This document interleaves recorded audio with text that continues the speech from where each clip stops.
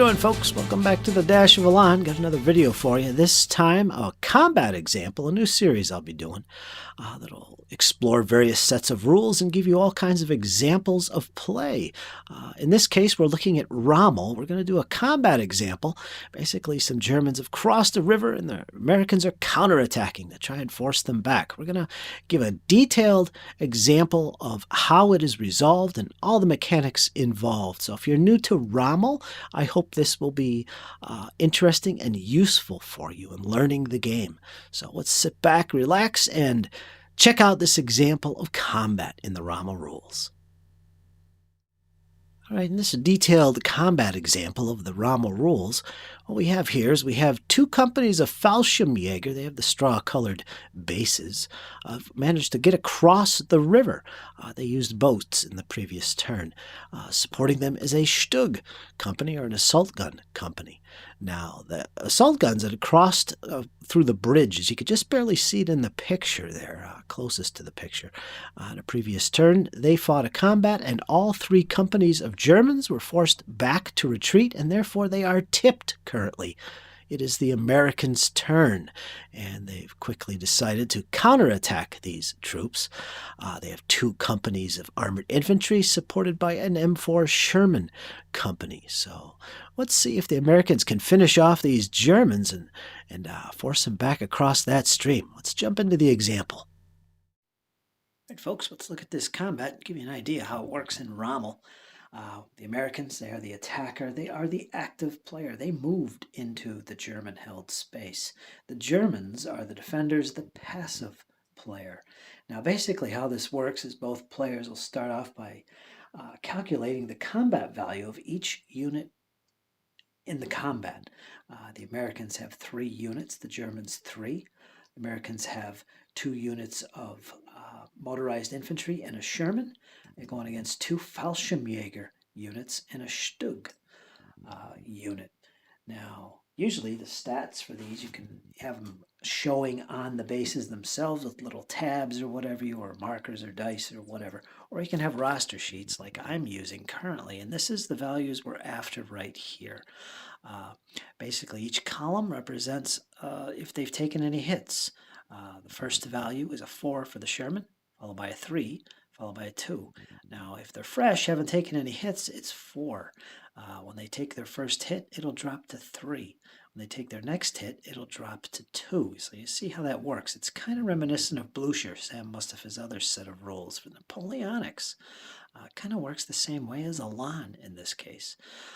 All the units involved in this combat are considered fresh. They haven't taken any damage. And let's total them up. So the American motorized infantry are 4s each. So let's put some dice up here to show that. And the Sherman as well is a 4. So there's the combat values of each unit. Now for the Germans, they are also 4s for the Fallschirmjäger. And the Stug battalion, or unit, is also 4. And that's what it looks like. It's pretty even Steven there at the moment. 12 on 12 combat value. By the way, this combat here in this space, this is an open space. There is no terrain interfering with the combat or helping the defender, actually. Now, the next thing we want to do is determine if there's any modifiers. In this case, if a unit, and again, this is checked by unit, not for one side, but each unit on that side will check independently of the others. First thing to determine is if any of the units are vulnerable. And if they are, their combat value will be halved. Now here's a list on the play sheet of the 4 instances that a unit will have its combat value. Armor and non-open, attacking across a bridge, attacking while low on supply, and finally, unit is tipped.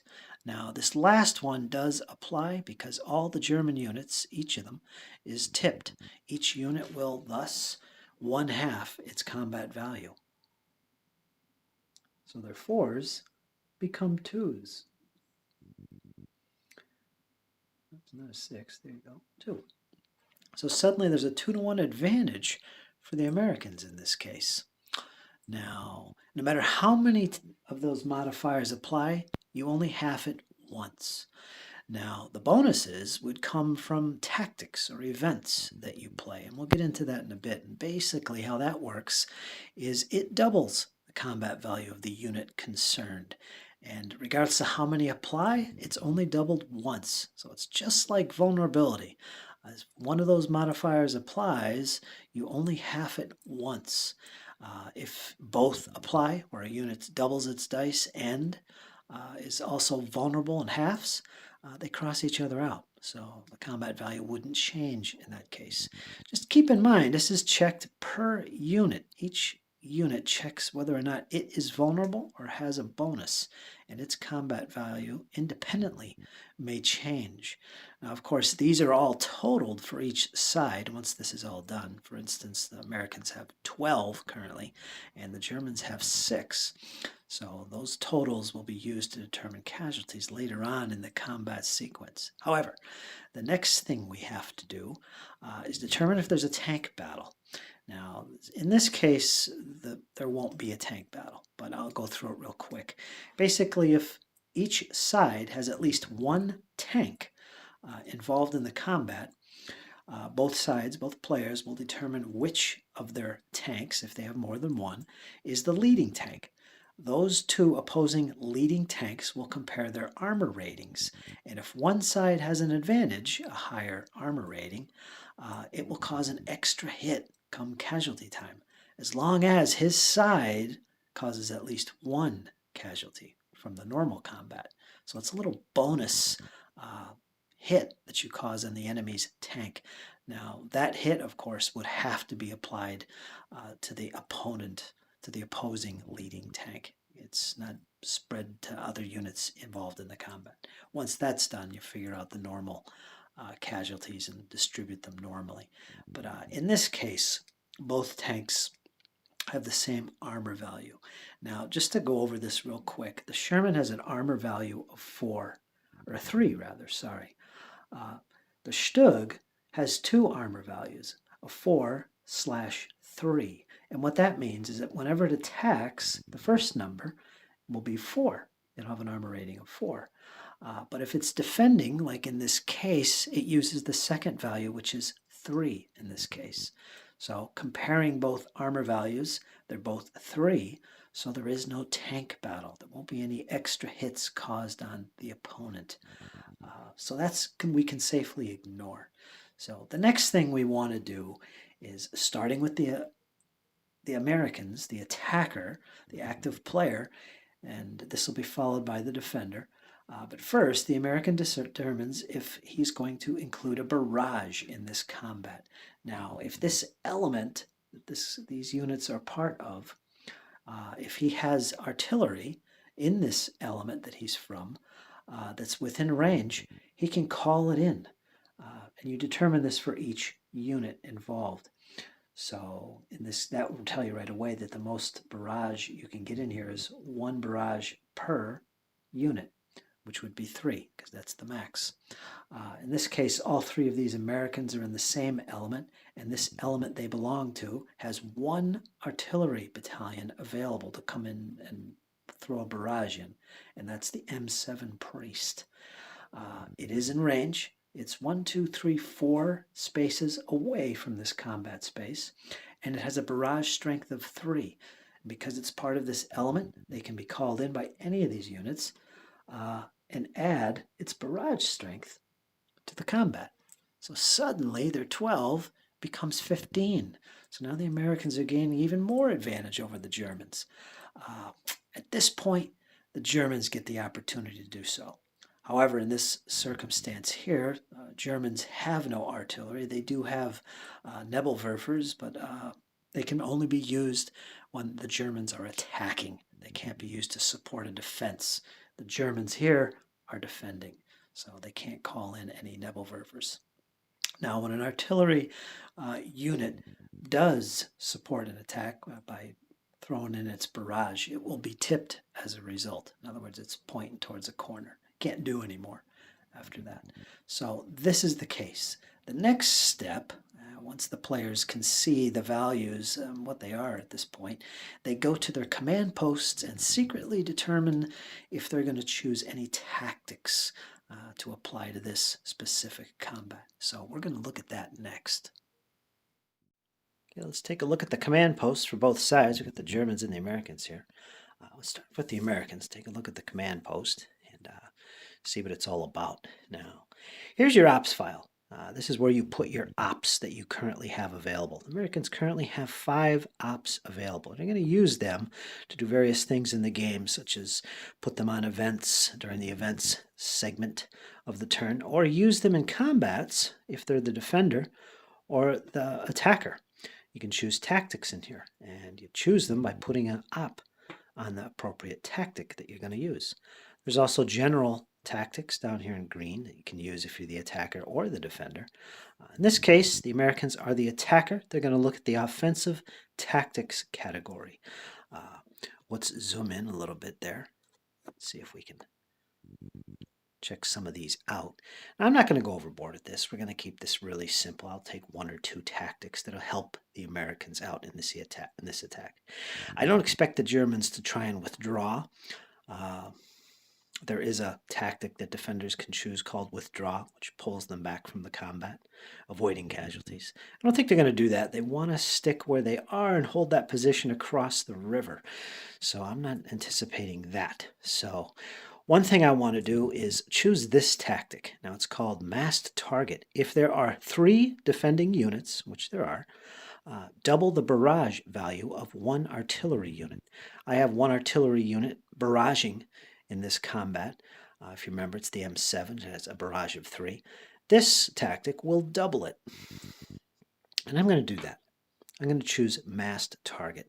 So the barrage strength of my M7 goes from 3 to 6 in this case, because the Germans are a massed target. So that's a good tactic.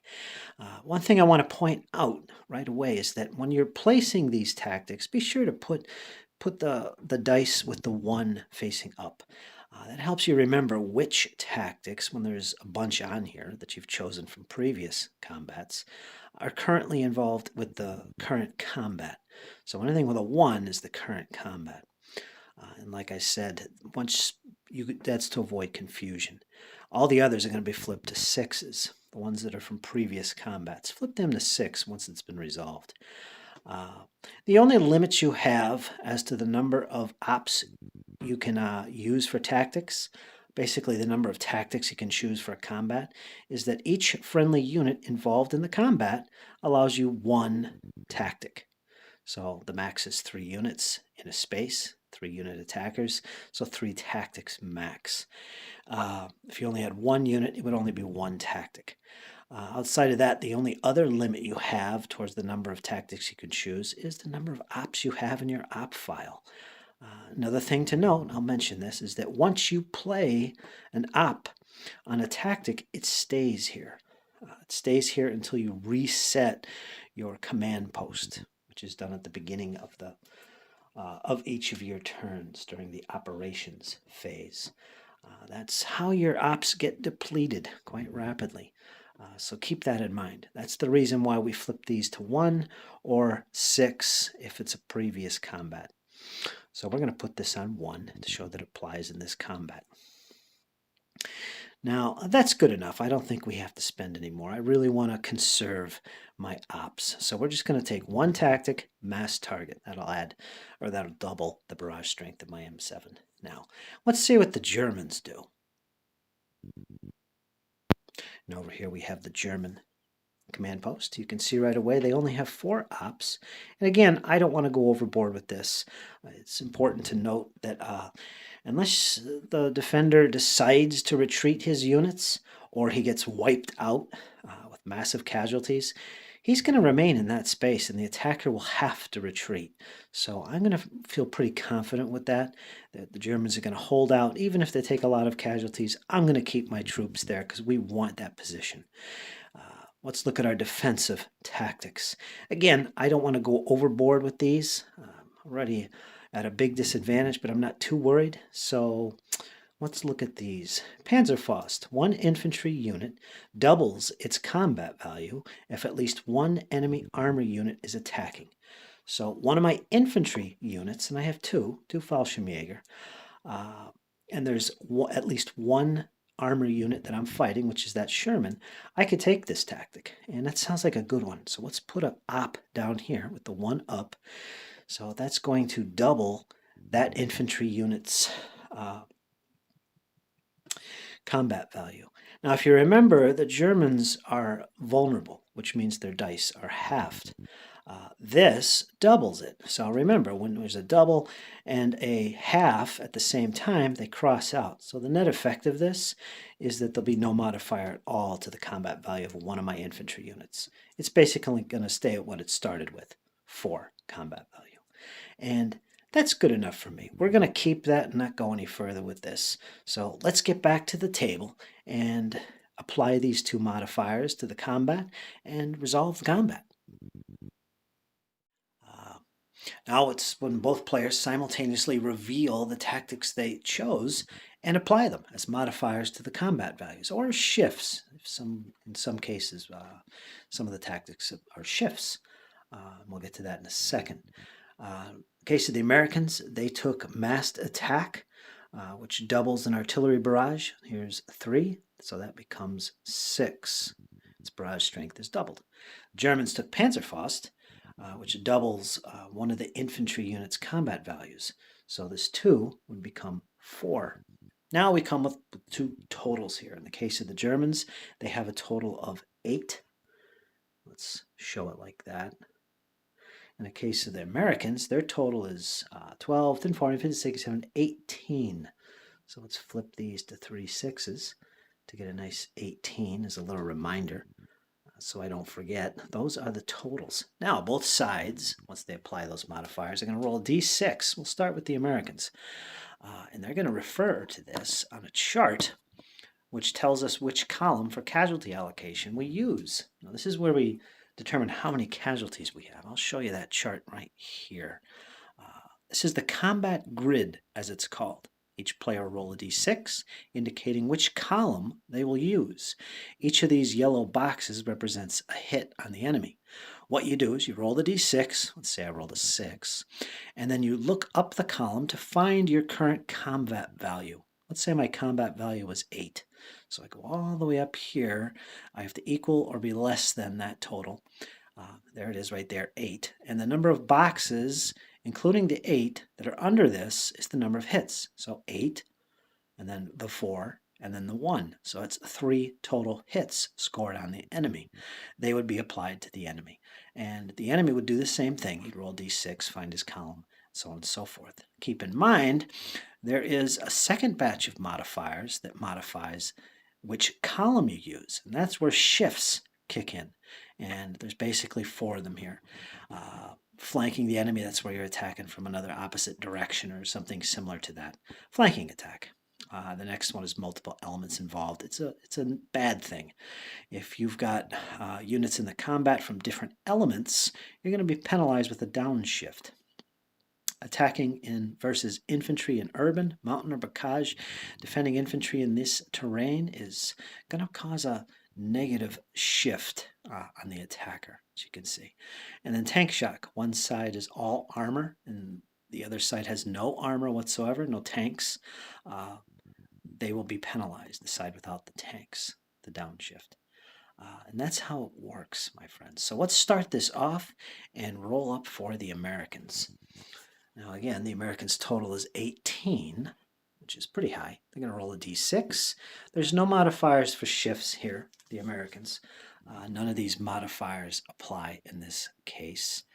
It's open terrain. Both sides have tanks. 1 element per side. There's no multiple elements involved. And flanking enemy doesn't apply. The Americans attacked across 1 space side. So there's no modifiers for the Americans. And nor will there be for the Germans. So let's look this up. We have 5, and we're looking for 18. All the way up here, there's 17. Any higher would be no good, so we're going to take the 17. So that's 1, 2, 3, 4 hits are applied to the Germans. So let's do that. Once again, there's 4 casualties going to be applied. Now, hits are applied evenly across all targets. There is a priority list I'll read that real quick for you. You can find this on page 49 of the rules. First, if the enemy scored an extra hit because of an armor advantage, that has to do with the tank battle. There isn't one here. After that, a unit that is still fresh must take a hit before a unit that is worn. Worn means you've taken at least one hit. Once that's done, the next priority is the player may not take a second step loss on a unit until all units in the combat have taken at least one. He may not take a third step loss on a unit until all his units in the combat have taken two. And those are the priorities. So in this case, no units have taken losses, or hits rather. They're all fresh. So I'm going to put one hit here. I'm going to use little dice pods for this. Use green for the Fallschirmjäger, or the Germans.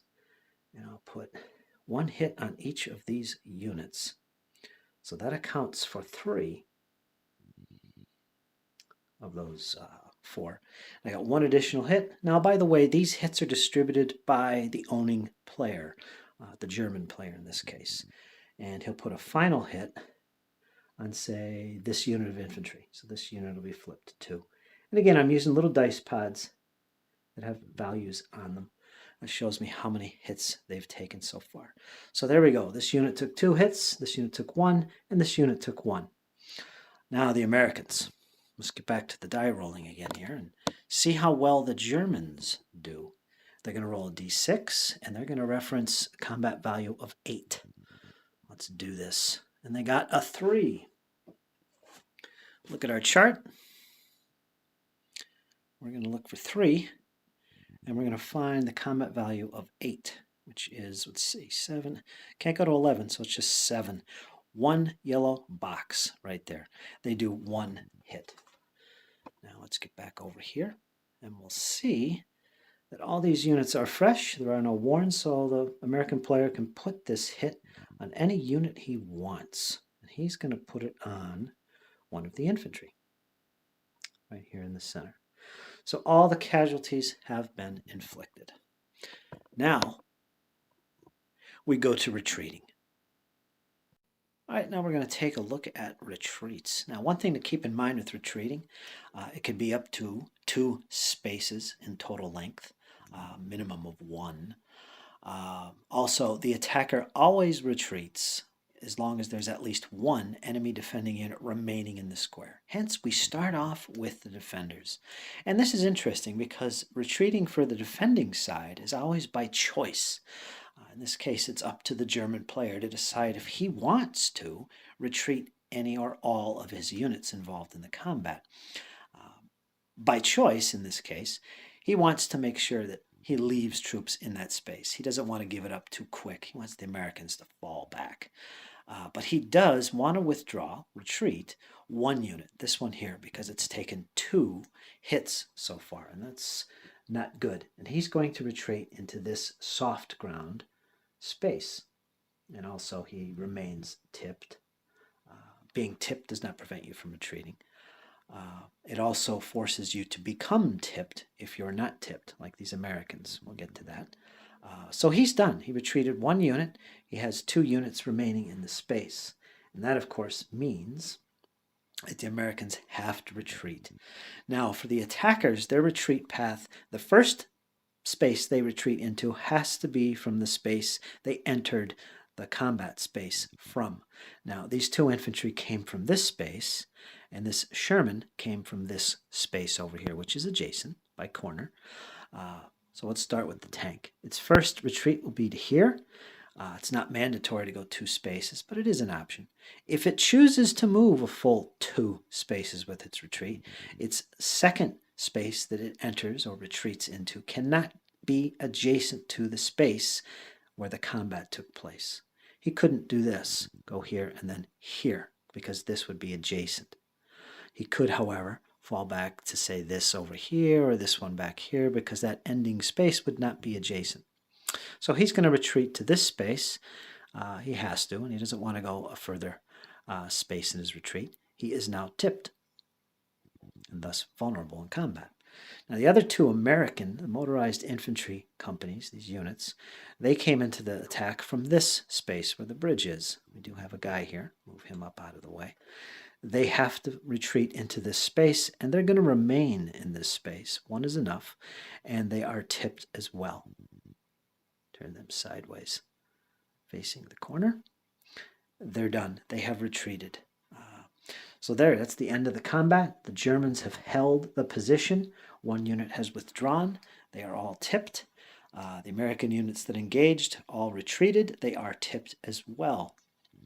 This is important because you can continue with another tactical phase where we repeat this. Units will move, and even if units had just fought, they can move and continue the attack. However, if you're tipped, like in the case of these guys here, for retreating, they can't move in the tactical phase, but other units could. For instance, this unit which is not tipped, if the Americans decide to do another tactical phase, by spending OPs, they could move this guy into this space, say via this bridge area, and attack. And that would be another combat. So you can see how waves are quite effective in this game when you're making attacks like this. But that's not the case. This is one tactical phase we just played. That's how you calculate casualties, combat values, and so on and so forth.